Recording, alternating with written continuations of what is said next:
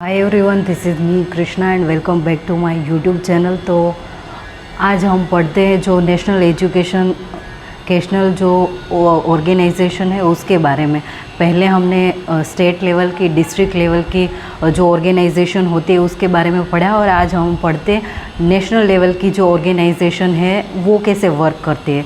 तो उसमें हम पहले NCERT पढ़ेंगे, फिर NCTE पढ़ेंगे और उसके बाद UGC है वो पढ़ेंगे। ठीक है, तो let's start from the NCERT। तो पहले उसका फुल फॉर्म देखते हैं। National council of educational research and training, NCERT is an autonomous body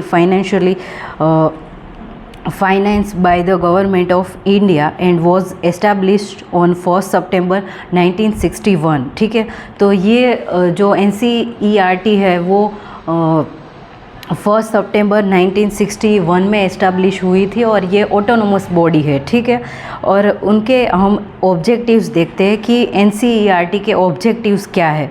तो undertake, aid, promote and coordinate research in area relate to school education. तो जो school education है उसको कैसे हमें आगे ले जाना है और प्रमोट कैसे करना है, how we can promote the school education is the first objective of NCERT। and second is prepare and publish model textbook, supplementary material, news letters, journal and other related literature.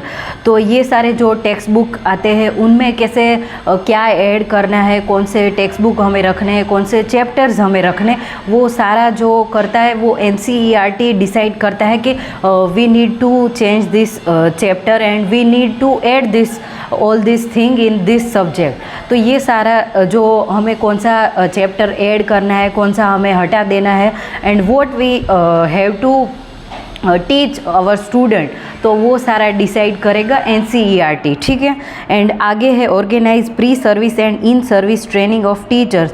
तो ये teachers है उनके लिए ये organise करेगा कि जो in service में है, यानी जो लोग BEd और MAd कर रहे हैं वो प्री सर्विस होगा, और इन सर्विस यानी if right now I am a teacher, तो वो ऐसा होगा कि वो इन सर्विस होगा। और कोई प्रोफेसर है तो उनका अभी जॉब चालू है, वो इन सर्विस में होगा। ठीक है, तो उसके लिए ऑर्गेनाइज करेगा कि ट्रेनिंग कैसे करनी है, और उनमें ट्रेनिंग में क्या होगा कि हमें जो स्टूडेंट है उनके अकॉर्डिंग कैसे हमें पढ़ाना है, and how we can teach them according to new technology and how can we use this. ठीक है, ये सारी बातें डिस्कस होगी ट्रेनिंग में।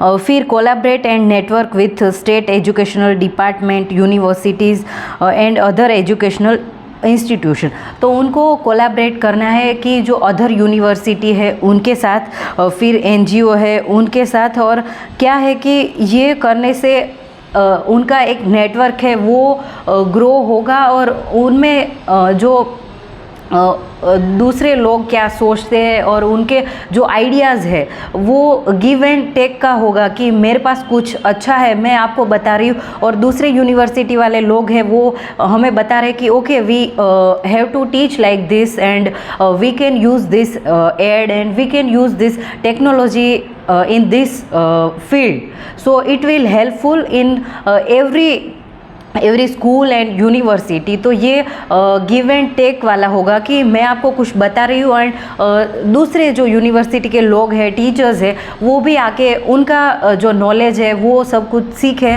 तो वो सब डिस्कस करेंगे। तो इससे वो होगा कि हम हमारे जो आइडियाज़ है वो एक दूसरे के साथ हम शेयर कर रहे हैं। ठीक है, फिर act as a clearing house for ideas and information in matters related to school education.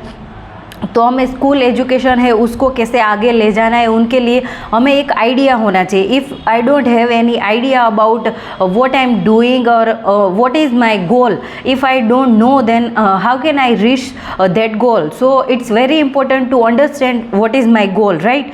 सो मुझे पता होना चाहिए, और स्कूल वालों को और उनको यूनिवर्सिटी वालों को पता होना चाहिए कि okay we need to focus on this and our goal is this and we have to reach this goal। ठीक है, तो उनके जो गोल्स है वो क्लियर होने चाहिए। and act as a nodal agency for achieving goals of universalization of elementary education। तो जो elementary education है उनके लिए भी हमें यानी NCERT को वर्क करना है और उनके लिए मॉडल्स है वो उनको क्रिएट करना है, ठीक है। फिर फंक्शंस देखते हैं कि जो NCERT के फंक्शन है वो क्या है। तो develop curriculum, instruction material, method of teaching, techniques of evolution, teaching ads, Kitts and equipments, learning resources etcetera. यानी करिकुलम से लेके हमें सारा मटेरियल है वो रेडी करना है और वो किन से हमें रेडी करवाना है, NCERT वालों को। जो टीचर्स जो अभी वर्क कर रहे इन सर्विस है, प्री सर्विस जो स्टूडेंट्स है, स्टूडेंट टीचर, यानी मैं जब B.Ed और M.Ed कर रही थी तब we called as a student teacher, कि हमें स्टूडेंट टीचर बोला जाता था इसलिए क्योंकि हमारी जॉब नहीं लगी थी। अभी I am a teacher, right now I am a teacher, तो मैं अभी इन सर्विस बोला जाएगा, ठीक है।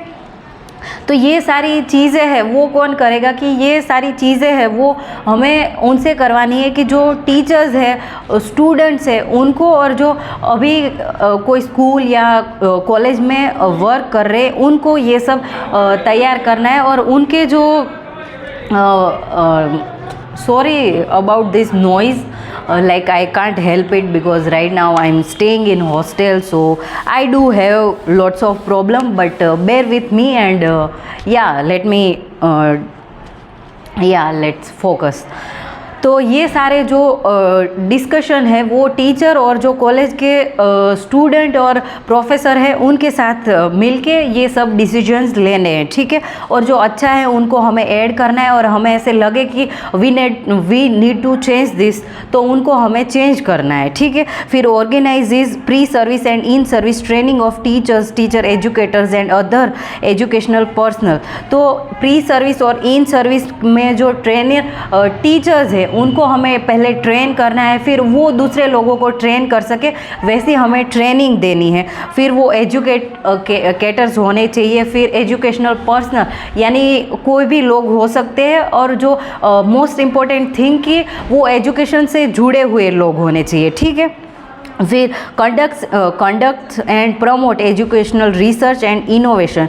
तो ये जो एजुकेशनल रिसर्च है उसमें हमें कैसे आगे बढ़ना है, उनके लिए हमें सारे सेमिनार्स वो कंडक्ट करवाने हैं कि जो रिसर्च है वो कैसे अच्छे से हो सकता है और उनमें कौन सी चीज़ें हैं वो हम एजुकेशन में कर सकते हैं। तो रिसर्च एक ऐसी चीज़ है, और एजुकेशन में रिसर्च ऐसे होता है कि अभी हमारी जो एजुकेशन सिस्टम है उसके बारे में मुझे रिसर्च करना हो तो I need to check all the things कि अभी क्या चल रहा है and what we have to change and what we have to add, ठीक है। तो ये सारी चीज़ें करके और रिसर्च उन पे होता है कि जो हमें यूज़फुल हो।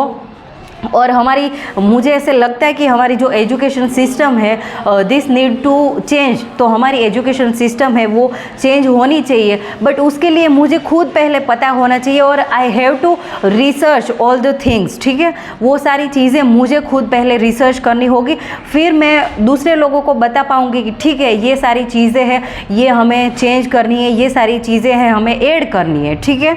फिर दूसरा है act as a clearing house for ideas and information on all matters related to school education. तो जो स्कूल एजुकेशन है उनके जो आइडियाज़ इंफॉर्मेशन है उनको कैसे हम अच्छे से कर पाए, उनके लिए हमें आइडियाज़ और ये इनोवेट करने हैं कि हमें टीचर्स को बुलाना है। और अभी के टाइम पे कैसा होता है कि टीचर्स को एक ही काम दिया जाता है और ऐसे ही बोला जाता है कि हम जैसे बोलते हैं वैसे ही करो, और जो टीचर को खुद को कभी ऐसे लगे कि नहीं मुझे ऐसे पढ़ाना है और मुझे ऐसी टेक्निक यूज़ करनी है तो वो नहीं कर सकते, क्योंकि हमारी जो एजुकेशन सिस्टम है वो वैसे तरीके से नहीं बनी है। तो हमारे जो न्यू आइडियाज़ है उनको जो टीचर्स और जो ऑर्गेनाइजेशन है, फॉर एन एग्जाम्पल कि अभी मैं कोई स्कूल में वर्क कर रही हूँ और वहाँ मेरा जो प्रिंसिपल है वो मुझे सपोर्ट नहीं करेंगे और वो नहीं बोलेंगे कि okay Krishna you can you can do whatever you want to teach your student and the way student demands, यानी कि जो स्टूडेंट की जो डिमांड्स है वैसे आप पढ़ाओ और आपको जैसे लगे वैसे पढ़ाओ। तो ऐसा होगा तो ही मुझे ऐसे होगा कि ओके मुझे ऐसे पढ़ाना है और ऐसा मैं पढ़ाऊंगी तो ही बच्चों में वर्क करेगा और and student will understand this way much better. तो ये सारी चीज़ें कब होगी कि लोग भी और जो ऑर्गेनाइजेशन है वो हमें सपोर्ट करेगा तब, ठीक है। तो ये सारा था कि NCERT है उसके बारे में, उनके हमने ऑब्जेक्टिव एंड फंक्शंस देखे। इसके बाद हम देखेंगे NCTE के बारे में, फिर उसके बाद हम UGC के बारे में पढ़ेंगे। तो I will end this video here, hope you will like this video. Happy learning, bye, thank you so much people.